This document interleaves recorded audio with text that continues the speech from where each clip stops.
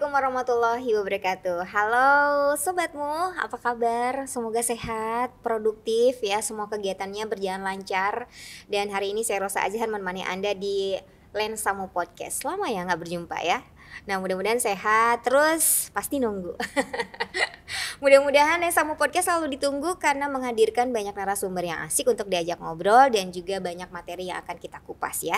Seperti hari ini saya sudah menghadirkan, bukan saya sih, tim ya, sudah menghadirkan seorang ustadz muda yang ada di Muhammadiyah. Tapi saya pengennya manggil Kak Ustadz aja, boleh nggak ya? Boleh ya? Boleh ya Kak ya? Ya, untuk kesempatan hari ini sudah dihadirkan Ustadz Niki Alma Febrian Fauji, Sarjana Teologi Islam, Master of Usuluddin. Kak Niki, Kak Ustadz Niki gitu ya. Ustadz Niki sibuk apa nih? Assalamualaikum, apa kabar? Selama ini ngajar ya di Universitas Ahmad Dahlan ya, sama kegiatan di Muhammadiyah tentunya, khususnya di Majelis Tarjih. Oh, di Majelis Tarjih, dia pas banget ya. Nah, tahun ini kan sudah masuk di bulan Zulhijjah, di antara keluarga kita, sahabat kita, saudara kita. Ada yang sedang melaksanakan ibadah haji, kita doakan bersama mudah-mudahan ibadahnya lancar, Amin. sehat selalu begitu ya. Setelah pandemi kemarin 2 tahun dipending gitu ya. Jadi sekarang membludak, mudah-mudahan kita banyak doa untuk keluarga-keluarga kita yang sedang menunaikan ibadah haji. Nah, bagi yang tidak berangkat ke Mekah gitu ya, ke Madinah, di tempatnya masing-masing pasti merayakan Idul Adha. Ya, betul. Tentu saja dengan memotong hewan kurban. Nah, untuk kesempatan hari ini banyak sekali yang ingin saya tanyakan ke Ustadz Niki berkaitan kurban itu dari siapa untuk siapa gitu ya. Nah, Ustadz Niki mungkin bisa menjelaskan awal dulu perintah kurban itu apa sih gitu. Bagaimana sih gitu. Iya. Silakan. Kalau kita bicara tentang perintah kurban ya, kita tidak akan bisa lepas dari kisah bapak dan anak antara Nabi Ibrahim dan juga Nabi Ismail, Mbak ya. Karena memang perintah kurban itu konteksnya adalah tentang Nabi Ibrahim dan Nabi Ismail. Ketika itu Nabi Ibrahim sampai usia yang sudah sangat senja, katakanlah begitu ya, sudah tua begitu, belum punya anak. Lalu kemudian Nabi Ibrahim berdoa kepada Allah, Rabbi habli minas sholihin. Dia minta agar Allah mengkaruniakan dia itu anak yang soleh gitu ya. Nah, dan kemudian di usianya yang sudah tua tersebut, Nabi Ibrahim kemudian dikasih anak. Nah, anak itulah yang kemudian dinamai dengan Ismail. Ya, bahagia sekali karena sudah nunggu-nunggu ya. Sama seperti kita mungkin yang sudah berkeluarga tapi belum punya anak, nunggu-nunggu pas di usia yang sudah cukup dewasa, cukup tua dikasih anak, pasti akan sangat bahagia. Nah, disitulah kemudian ketika Nabi Ibrahim dikasih Ismail, sudah agak beranjak dewasa begitu, Allah pengen menguji kepada Nabi Ibrahim. Ini dulu waktu pas belum ada anak, taatnya luar biasa. Ketika ada anak coba dites.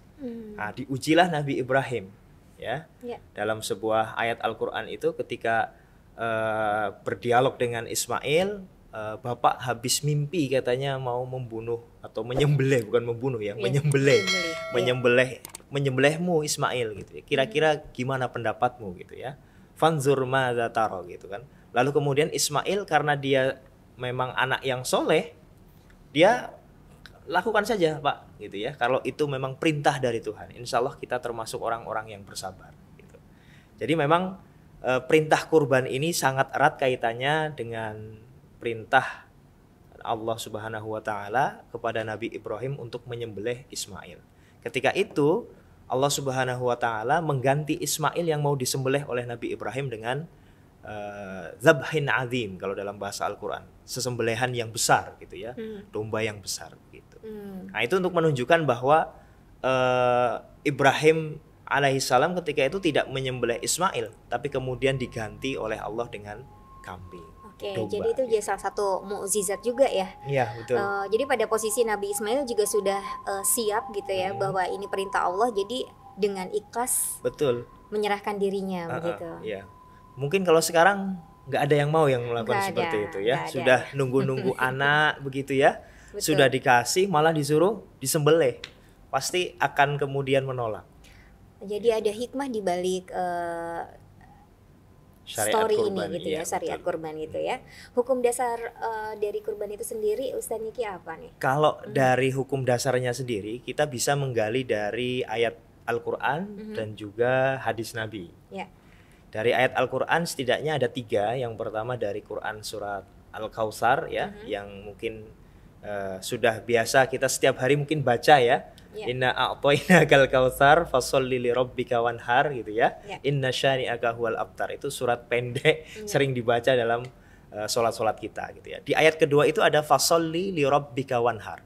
Sholatlah kamu karena Tuhanmu dan berkurbanlah gitu. Itu salah satu ayat yang menunjukkan dasar untuk berkurban. Kemudian yang kedua adalah Quran surah Al-Hajj ya, bahwa syariat kurban ini sesungguhnya sudah ada sejak sebelum perintah kurban kepada Nabi Ibrahim ya. Jadi kata Allah walikulli ummatin ja'alna mansakan liyadhkurusmallahi ala ma razaqahum min bahimatil an'am.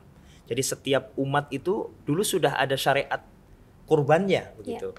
Lalu tujuannya memang adalah liyadhkurusmallah ala ma razaqakum, agar kita mengingat nikmat Allah yang telah diberikan kepada kita.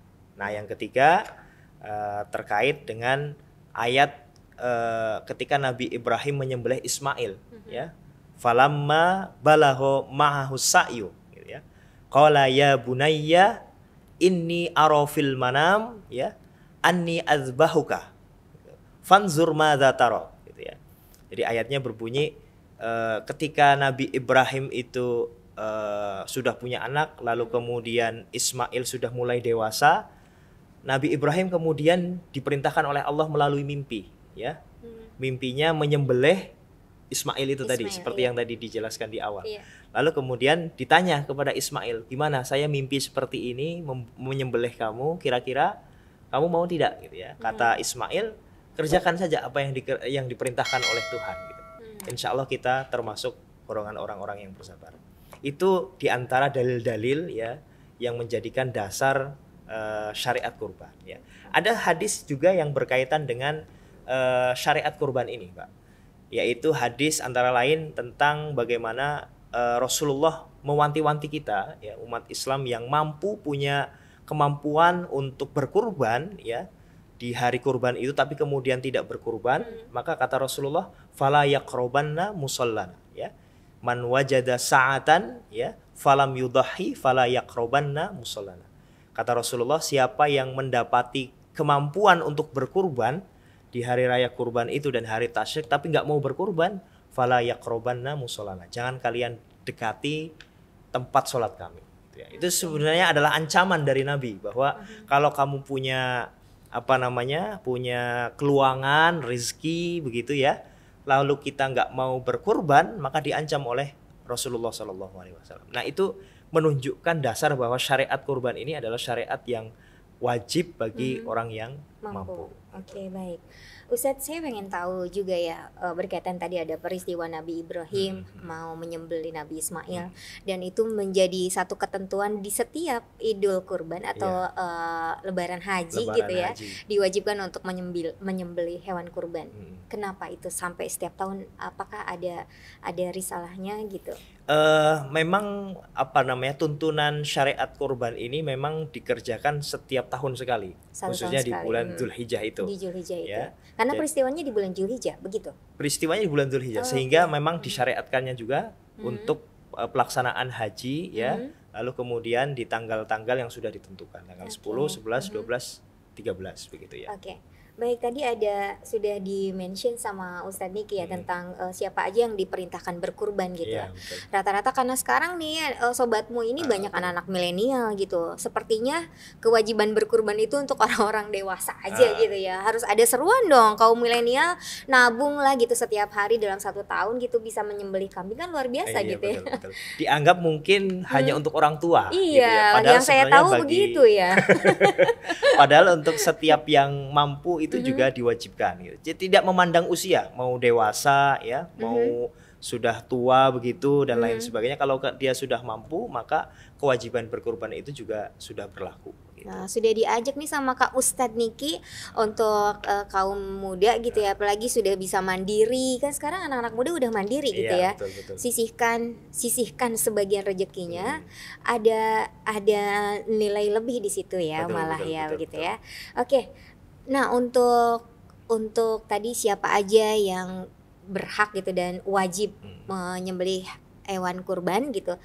Berikutnya siapa yang berhak menerima? Karena kalau saya lihat kan kayaknya semuanya dapat. Pengen menerima. Iya, dan setiap rumah kayaknya kalau buka lemari es gitu ya, pasti selalu ada daging kurban gitu ya. Memang untuk siapa yang berhak menerima daging kurban ini tidak terlalu ketat sebagaimana zakat ya. Kalau zakat kan ada 8 asnaf, 8 golongan begitu. Nah, kalau untuk kurban sendiri itu setidaknya bisa kita bagi menjadi 3 klasifikasi. Yang pertama itu adalah untuk sohibul kurban itu sendiri. Artinya orang yang berkurban itu juga punya hak untuk makan kurban gitu. Boleh untuk makan yang daging kurban yang dia sembelih itu. Yang kedua untuk fakir miskin tentu ya, untuk orang yang tidak mampu begitu. Nah, yang ketiga untuk orang-orang yang tidak minta-minta. Artinya disedekahkan kepada orang yang tidak minta-minta, sebenarnya dia tidak membutuhkan, orang kaya mungkin. Tapi karena tetangganya berkorban lalu dia dikasih, enggak apa-apa. Itu bagian ya, itu bagian dari pembagian nikmat kita di hari raya Idul Adha itu. Makanya ada 3 golongan tadi, sohibul kurban ya, fakir miskin, lalu kemudian al-qani wal mu'tar, orang yang minta-minta maupun orang yang tidak minta-minta. Jadi nggak minta aja dikasih gitu sebagai kebersamaan ya, rasa syukur begitu ya. Oke, rata-rata kan biasanya berkurban itu di tempat daerahnya masing-masing, karena juga tadi untuk kebersamaan dengan tetangga. Boleh nggak kalau kurbannya misalnya kita berkurban ditempatkan di tempat lain gitu? Bahkan mungkin yang haji juga kurbannya nggak di sana ya, atau harus di sana? Kalau yang haji memang harus di sana. Harus di sana. Harus di sana. Sehingga kalau memang dia harus membayar dam gitu ya, karena melakukan sesuatu yang tidak diperkenankan dalam syariat haji itu, maka disembelihnya memang di sana gitu. Memang kemarin sempat ada wacana gitu ya, bahwa dam itu boleh tidak disembelihnya di Indonesia gitu ya. Tapi kemudian di Muhammadiyah khususnya di Majelis Tarjih itu belum sampai difatwakan, hanya baru sekedar diskusi begitu. Karena memang nanti jadi akan banyak sekali daging-daging yang kembali ke Indonesia sebenarnya, bisa dimanfaatkan. Ya di sana juga pasti banyak yang haji aja ribuan jemaah begitu ya. Tapi sebenarnya tidak ada hukum yang mewajibkan bagi saudara-saudara kita yang melaksanakan ibadah haji di sana. Itu kalau yang melaksanakan ibadah haji ya. Kalau yang tidak melaksanakan ibadah haji, maka apakah boleh kita menyembelih binatang kurbannya itu di tempat lain misalkan? Di tempat lain, iya. Jawabannya boleh ya, jawabannya boleh. Apalagi ketika kita sudah tahu bahwa tempat tersebut itu sangat membutuhkan daging kurban. Misalkan kita tahu kayak di kota Yogyakarta misalkan tempat kita lagi podcast sekarang ini, itu kan mungkin sudah sering orang-orang makan daging sapi atau kambing begitu. Sementara mungkin saudara-saudara kita di daerah-daerah tertentu yang dia mungkin makan dagingnya setahun sekali gitu ya. Sehingga kita boleh menyembelih kurbannya ya di tempat tersebut ya, di tempat yang memang membutuhkan ya. Tapi kalau memang suatu saat nanti barangkali di Indonesia sudah makmur gitu ya, tidak ada lagi yang membutuhkan daging lagi gitu udah ya. Vegan semua. Udah vegan semua gitu ya. Maka berkorban di tempat tinggal kita sendiri tentu akan berpotensi mendatangkan banyak sunah-sunah yang lain. Misalkan Nabi kan mensunahkan penyembelihan kurban itu disembelih oleh kita sendiri misalkan, atau kemudian melihat hewan kurban yang disembelih ya. Itu kan memang bagian dari sunah-sunah ketika berkurban itu. Sehingga kalau memang sudah tidak ada lagi yang membutuhkan ya, maka di tempat kita tinggal itu insya Allah akan lebih banyak mendatangkan kebaikan. Tapi kalau memang di luar sana masih banyak, dan saya yakin hari ini kayaknya masih banyak yang membutuhkan itu, maka sangat diperkenankan gitu ya, menyembelih hewan kurban itu di tempat di mana kita tidak tinggal. Jadi tidak menyaksikan juga nggak apa-apa gitu betul, ya. Oke. Nah, apakah kewajiban berkurban itu harus setiap tahun gitu? Ada kan sebagian yang gini, kan udah tahun kemarin saya berkurban Iya, gitu iya. ya. Jadi terus tahun ini saya mau berkurban atas nama misalnya buat orang tua saya, adik saya, saudara saya, boleh nggak kalau begitu? Yang pertama begini, berkurban atas nama keluarga misalkan ya. Saya berkurban kambing atas nama keluarga saya begitu ya. Kira-kira boleh atau tidak? Memang dalam ayat Al-Qur'an ya, ada ayat-ayat yang menjelaskan bahwa setiap muslim itu bertanggung jawab atas perbuatannya sendiri. Artinya dia akan mendapatkan pahala dari apa yang dia kerjakan. Ibadah yang dia kerjakan. Nah, konsekuensinya, pemahamannya berarti kalau bukan dia yang mengerjakan, tidak mendapatkan pahala. Konsekuensinya kan gitu ya kan? Nah, prinsip umumnya memang begitu. Tapi memang hadis Nabi, teman-teman sekalian peserta ya, ini apa namanya, penonton TV-mu ya atau apa ini? Ini kayak peserta seminar aja ini ya. Kita ada di Lensamu Podcast. Lensamu Podcast ya. Iya, di Muhammadiyah Channel ya. Jadi teman-teman Lensamu Podcast, kalau memang apa namanya tadi punya keluarga begitu ya, lalu kemudian apa namanya tidak berkurban begitu, lalu kemudian hari ini ya besok berkurban, maka Nabi Muhammad SAW itu memberikan tuntunan juga gitu ya, bahwa dulu Nabi Muhammad juga membolehkan para sahabat berkurban itu atas nama keluarga gitu ya. Kenapa? Karena ada sahabat ketika itu yang ditanya, bagaimana dulu kurbannya pada zaman Nabi gitu ya. Lalu sahabat ini menjawab, dulu zaman Nabi ada orang yang berkurban satu kambing atas nama dirinya dan juga keluarganya. Dan itu oleh Rasulullah diperbolehkan gitu ya. Artinya meskipun tadi seperti di awal ya, ada ayat-ayat Al-Qur'an yang memang menjelaskan setiap ibadah itu akan kembali kepada dirinya, tapi karena hadis Nabi itu salah satu fungsinya adalah bayanut takhsis, Mbak. Jadi hadis itu fungsinya itu salah satunya adalah memberikan pengecualian. Jadi meskipun hukum asalnya memang tidak boleh gitu ya, tapi kalau ada hadis yang mencontohkan seperti itu, nah itu diperbolehkan. Ya. Karena kan satu kambing untuk keluarga, kita kebanyakan fahamnya gitu ya, ketentuannya satu kambing satu orang. Kalau satu sapi untuk 7 orang gitu. Nah itu gimana nih Ustadz? Nah kalau memang ketentuan-ketentuan jumlah apa namanya sohibul kurbannya sesuai dengan binatang itu memang sudah ditentukan.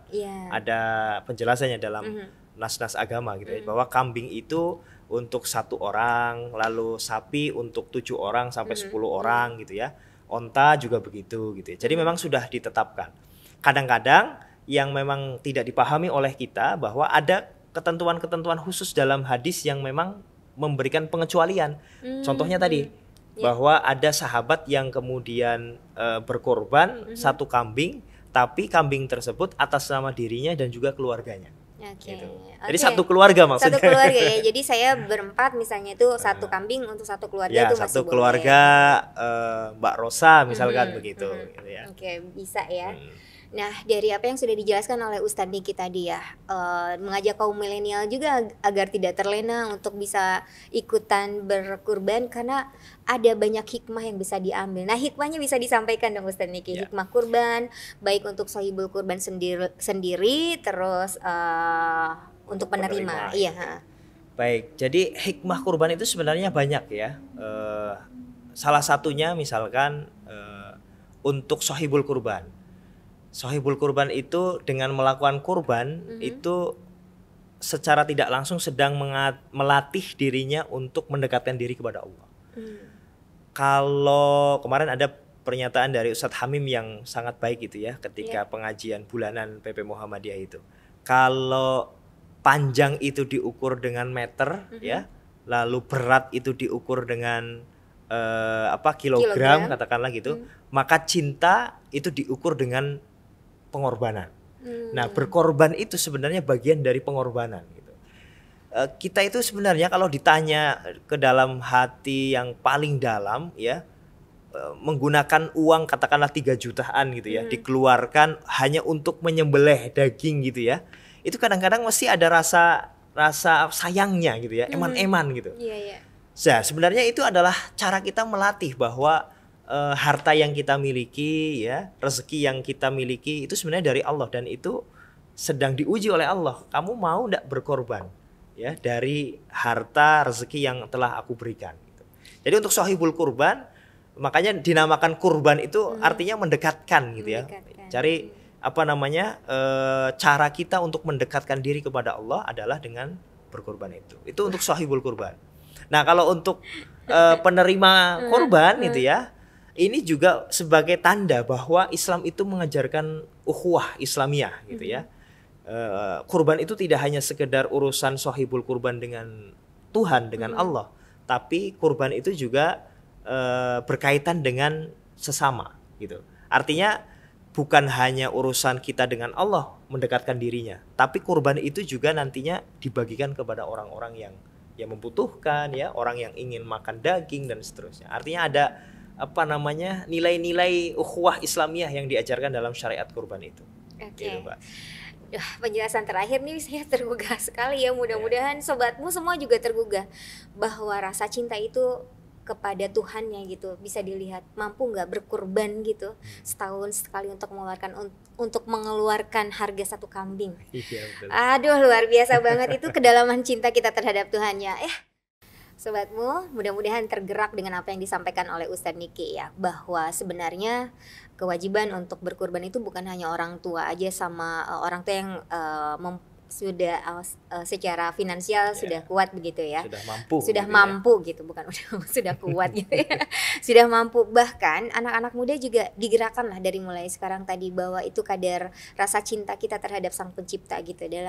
Dalam 1 tahun gitu nggak bisa ya kalau dihitung rezeki Allah berlipat-lipat. Kita mengeluarkan cuma 1 tahun sekali. Mudah-mudahan ajakan Ustadz Niki di podcast Lesamu Podcast kali ini bisa menggerakkan anak-anak muda gitu untuk berkurban. Saya mau ke sobatmu dulu nih, ada banyak sobatmu di sini, ada yang mau bertanya sama Ustadz Niki, silahkan nih, mumpung saya kasih kesempatan. Izin bertanya Pak Ustadz, ini adik saya itu ada kegiatan urunan kurban. Apakah itu sudah disebut berkurban? Masih anak kecil. Anak kecil iuran kurban gitu ya? Iya. Siapa namanya? Fadil dari Jogja. Fadil dari Jogja ya. Adik Fadil dari Jogja. Iya, sekarang ada ya untuk melatih gerakan berkurban ya untuk anak-anak sekolah. Apakah itu sudah disebut berkurban? Oke. Dek Fadil ya di Jogja yang luar biasa ini, ya, mudah-mudahan nanti terbiasa berkurban begitu ya. Pertama, kegiatan yang seperti itu ya banyak di sekolah-sekolah maupun instansi begitu ya. Di sekolah Muhammadiyah banyak, di sekolah negeri juga banyak begitu ya. Saya kira itu perlu diapresiasi karena itu bagian dari melatih anak-anak sejak dini untuk mau berkorban begitu. Nah, pertanyaannya adalah apakah itu bisa dikategorikan sebagai berkorban begitu. Pertama begini, ketentuan kurban itu adalah syariat yang sudah ditentukan caranya ya, kemudian tuntunannya dari Rasulullah SAW. Misalkan tadi 1 kambing untuk berapa orang gitu ya, sapi berapa orang, onta berapa orang begitu. Nah, kalau misalkan yang dilakukan di sekolah-sekolah yang selama ini sudah banyak dilakukan, itu kan biasanya murid-murid iuran 100 ribuan katakanlah gitu ya, untuk mengumpulkan 1 kambing atau 1 sapi begitu ya. Lalu kemudian sapi itu dibakti sosialkan di mana, disembelih di daerah mana gitu. Yang seperti itu mungkin kalau dalam Islam bisa dikategorikan sebagai berinfak gitu ya. Berinfak dalam pengertian kita berderma kepada orang-orang yang tidak memiliki atau memang orang-orang yang membutuhkan begitu ya. Tapi untuk disebut sebagai kurban ya mungkin belum bisa karena itu bagian dari latihan sebenarnya. Latihan agar anak-anak itu terbiasa. Syariat kurban ini ada loh dalam Islam gitu ya. Sehingga nanti kalau dia sudah dewasa, sudah punya kemampuan untuk berkorban, dia bisa berkorban dengan kemampuannya, dengan materi yang dia miliki. gitu. Oke, baik. Jadi itu bagian dari latihan ya. Dan kategorinya nanti bukan berkurban tapi berinfak ya, belajar gitu. berbagi ya. Masih ada dari sobatmu yang bertanya, silahkan. Izin bertanya Pak Ustadz, saya Dava dari Semarang, ingin bertanya Ustadz, larangan memotong kuku dan rambut sampai penyembelihan hewan kurban ditunjukkan kepada siapa? Oke, makasih Dava ya, karena memang ada juga sebagian yang lupa gitu ya, kalau misalnya mau berkurban terus potong rambut atau potong kuku, nanti juga bisa sekalian dijelaskan nih Ustadz Niki. Ya silakan. Ya baik, bagi sahibul kurban ada sunah-sunah yang bisa dikerjakan gitu ya, menjelang dan juga ketika nanti hewan sembelihannya itu disembelih gitu ya. Di antara sunah-sunah yang dicontohkan oleh Rasulullah khususnya ketika hendak berkurban adalah tidak memotong kuku dan juga rambut. Bagi siapa? Tentu bagi sahibul kurban. Misalkan saya mau melaksanakan kurban besok tahun ini, maka sejak tanggal 1 Zulhijjah kemarin ketika masuk 1 Zulhijjah kita dianjurkan untuk tidak memotong kuku dan rambut. Ya. Karena ada hadisnya ya, ketika kamu melihat hilal Zulhijjah gitu ya, idza ra'aitum hilala Dzulhijjah wa arada ahadukum ayyudhhiya gitu ya, falyumsik ya sya'rihi an sya'rihi wa adfarihi gitu ya. Ketika kamu melihat hilal Zulhijjah, artinya ketika kita masuk bulan Zulhijjah, 1 Zulhijjah, dan kamu sekalian mau melaksanakan ibadah kurban gitu ya, mau berkurban, maka jangan potong rambut dan juga kuku yang kita miliki gitu ya. Nah, hikmahnya apa? Para ulama kemudian menjelaskan bahwa hikmahnya itu agar nanti ketika di akhirat gitu ya, akan lebih banyak bagian-bagian dari badan kita, tubuh kita yang masuk ke surga gitu. Jadi hikmah yang dijelaskan ulama begitu. Lebih banyak bagian-bagian tubuh kita yang bisa masuk ke surga nanti gitu ya. Tambahan gitu ya. Ya. Oke, terima kasih untuk Dava, tadi jawabannya sudah jelas disampaikan oleh Ustadz Niki. Obrolan seputar kurban gitu masih banyak lagi yang sebenarnya ingin saya tanyakan, dan bahkan sobatmu juga ingin tanyakan ya Ustadz Niki ya, banyak sekali. Namun kita harus jeda dulu, nanti kita akan kembali lagi. Hewan kurban yang disyariatkan untuk disembelih itu memiliki kriteria, diantaranya dia harus sehat, tidak boleh cacat. Hewannya yang terjangkit PMK atau lato-lato, apakah itu diperbolehkan tetap disembelih atau tidak nih Ustadz Niki?